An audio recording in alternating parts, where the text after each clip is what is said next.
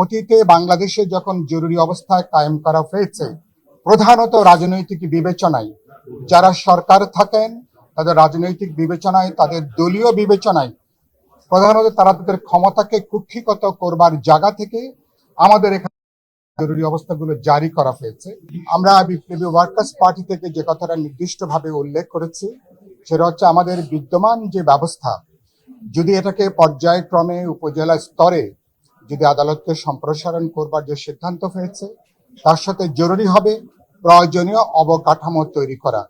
বিদ্যমান যে অবকাঠামো আছে, এখানে কোনোভাবেই কেবলমাত্র একটা সিদ্ধান্ত নিয়ে আসলে বিচারের কাজটা নিশ্চিত করা যাবে না। তাহলে প্রয়োজনীয় অবকাঠামো, একই সাথে আমরা বলেছি এ ব্যাপারে প্রয়োজনীয় যে অর্থ বরাদ্দ এবং কবে নাগাদ এই পর্যায়ক্রমে কবে নাগাদ উপজেলা স্তরে এই উপজেলা আদালতের স্থানান্তর কাজটা শেষ হবে, তার একটা সময়ও উল্লেখ করা প্রয়োজন।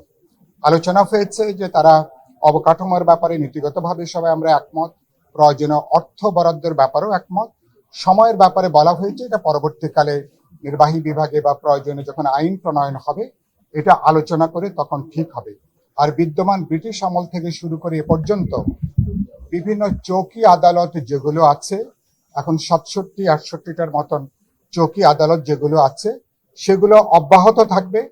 আর সামগ্রিকভাবে অনেক আলাপ আলোচনা করে সেটাকে শক্তিশালী করা, এ ব্যাপারে প্রধান বিবেচনার কাজ হচ্ছে নাগরিকরা তাদের বাড়ির দরজায়, তাদের ঘরের কাছে তারা যে বিচার প্রার্থী, বিচার ব্যবস্থাকে নিয়ে যাওয়ার জন্যই মূলত উপজেলা স্তরে এই আমাদের যে অধস্তন আদালতগুলো নেবার যে কথাটা, আমাদের বিদ্যমান ব্যবস্থায় নাগরিকরা যেখানে হয়রানির শিকার হন, তাদের সামাজিক অবস্থানের জন্য, আর্থিক অবস্থানের জন্য, প্রান্তিক অবস্থানে থাকার জন্য যদি আমরা উপজেলা পর্যায়ে যদি অধস্তন আদালতকে নিয়ে যেতে পারি, তাহলে বিচারটা অনেকখানি সাধারণ মানুষের আয়ত্তের মধ্যে, তাদের ঘরের কাছে সেই বিচার ব্যবস্থাকে নিয়ে যেতে পারে।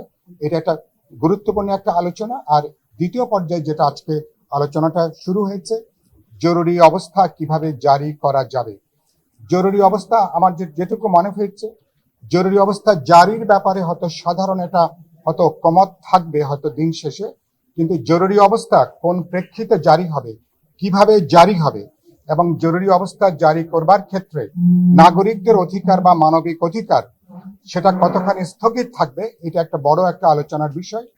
আমরা হয়তো বিকেলের সেশনে আমাদের বক্তব্য রাখবো। এখানে আপনাদের উদ্দেশ্যে একটা কথা যেটা বলতে পারি, আমরা মনে করি কোনো প্রাকৃতিক কারণে, কোনো রাজনৈতিক কারণে অথবা কোনো সামাজিক কারণে জরুরি অবস্থার প্রয়োজন হতে পারে বিভিন্ন দেশে।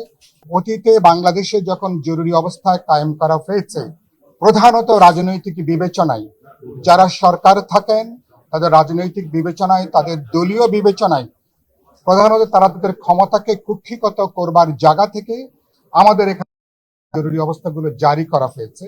জরুরি অবস্থা জারির ক্ষেত্রেও সেখানে পার্লামেন্টে আলোচনা, মন্ত্রী পরিষদে পর্যাপ্ত আলাপ আলোচনা, এই পর্যায়গুলো পার হয়ে এ পর্যন্ত এখানে জরুরি অবস্থাটা কার্যকর হয়নি।